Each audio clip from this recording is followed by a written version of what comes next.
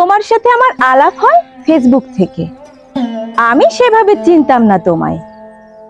কয়েকবার ছবি দেখেছি, দু একবার প্রোফাইল ঘুরে এসেছি তার আগে।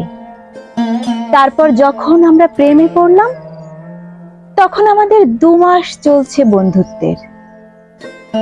যদি বোঝাতেই হয়, গোটা 5 প্রোফাইল পিকচার, গোটা 10 কভার, আর প্রায় 100 খানেক পোস্ট, এই ছিল আমাদের সম্পর্কের টাইমলাইন।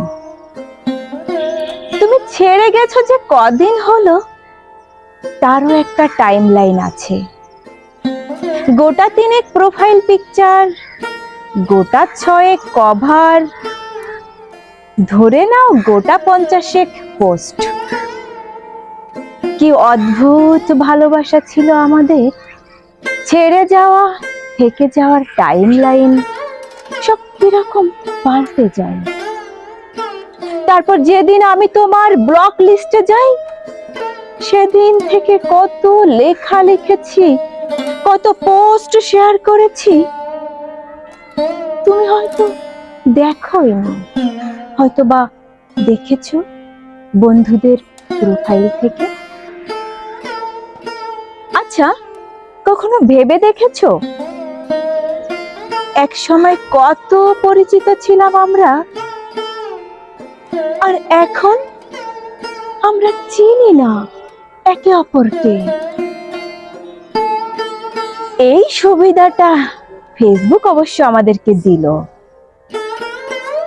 যাকে ভুলতে চাই জোর করে, তার অনিচ্ছায়, তাকে তুমি তোমার চোখের সামনে থেকে সরিয়ে দিতে পারো, ব্লক করে দিতে পারো।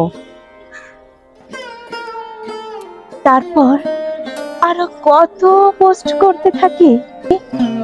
টাইমের সাথে সাথে টাইমলাইনও পাল্টে যায়। কিন্তু ভেবে দেখেছো কি, এক সময় তুমি যাকে চাইতে নির্দ্বিধায়, তাকে এমন পর্যায়ে ঠেলে দিলে যে আর কোনোদিন কথা হবে না। একটা বয়স পার করার পর যখন মনে পড়বে, পারবে খুঁজতে, পারবে আনব্লক করতে।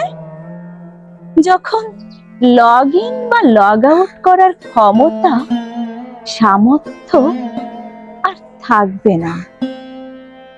একটা বয়স মনে করার পর মনে থাকবে আনব্লক করার কথা। শুধু এটুকুই বলার ছিল তোমায়, ফেসবুক থাকবে তো চিরকাল।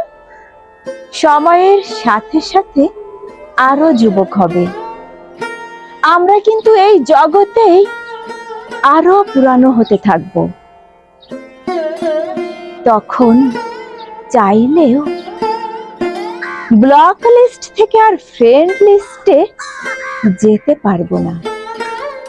জীবন এরকমই, ছেড়ে যাও যদি তুমি চাও, থেকে যাও যদি তুমি চাও, ভুলে যাও যদি তুমি চাও। মনে যদি থাকে, মনে থাকবে। জোর করে মুছে দিলে ফিরিয়ে আনা যায় না।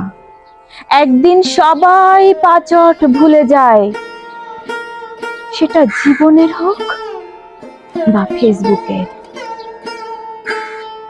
তখন কিন্তু চাইলেও আর ফিরিয়ে আনা যায় না।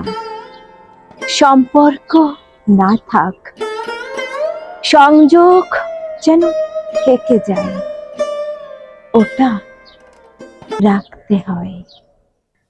শুনছিলেন দেবজ্যোতির ব্লক লিস্ট। ধন্যবাদ।